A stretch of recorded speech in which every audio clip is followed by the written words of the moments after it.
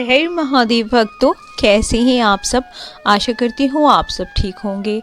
मैं सीमा स्वागत करती हूँ अपने YouTube चैनल ज्ञान सागर धार्मिक में। आज मैं आपको पाप मोचनी एकादशी के बारे में कथा सुनाने वाली हूँ। तो इस कथा को आप अवश्य सुने और पूरी सुने। पूरी सुनने से इसका पूरा लाभ मिलता है। क्या आपको पता है कि एकादशी का व्रत सिर्फ उपवास नहीं बल्कि हमारी आत्मा को शुद्ध करने का एक शक्तिशाली माध्यम है। क्या आपने कभी सोचा है कि इस व्रत को करने से जीवन में कितनी पॉजिटिव ऊर्जा आती है। अगर आप धन, सुख, शांति और मोक्ष की प्राप्ति चाहते हैं तो एकादशी व्रत से जुड़ी ये कथा और इसके चमत्कारी लाभ आपको जरूर सुनने चाहिए।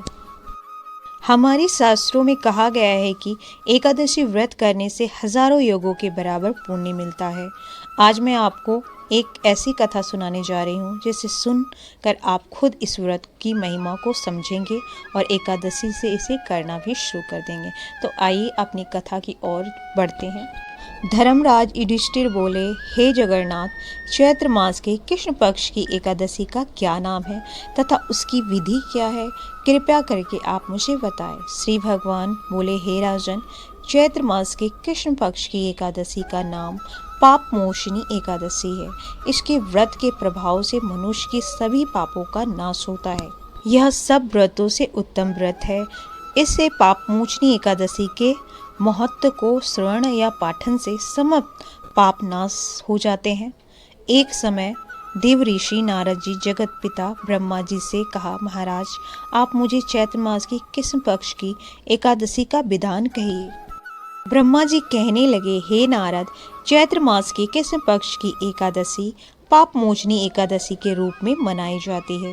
इस दिन भगवान विष्णु का पूजा किया जाता है। इसकी कथा के अनुसार प्राचीन समय में चित्ररथ नामक एक रमामणिक वन था, जिस वन में देवराज इंद्र गर्दभर्द कन्याएं तथा देवताओं सहित स्वच्छ विहार एक बार मेघावी नामक ऋषि भी वहां पर तपस्या कर रहे थे। वे ऋषि शिव उपासक थे। अप्सराएं शिव धूर्णी, अंगन दासी, नरचारी थी। एक बार कामदेव ने मुनि का तप भंग करने के लिए उनके पास मंजूदोषक नामक अप्सरा को भेजा।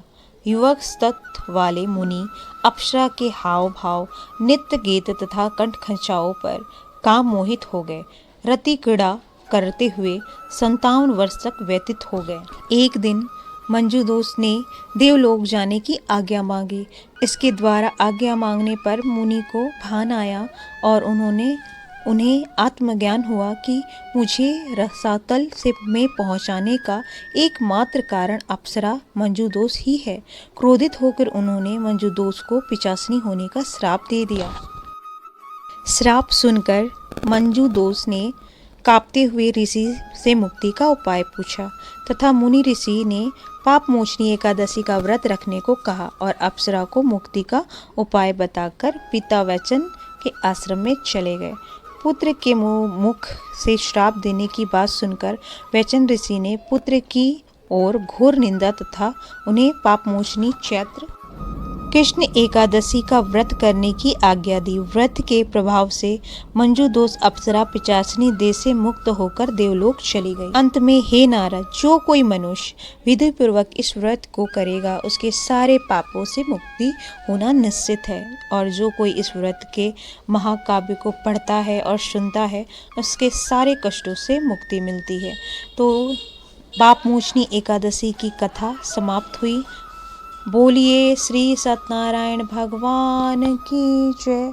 अगर आपको मेरी ये वीडियो पसंद आई हो तो मेरे चैनल को आप ज़रूर से लाइक, सब्सक्राइब, शेयर करें और कमेंट करें कि आप ये कथा कहाँ से सुन रहे हैं।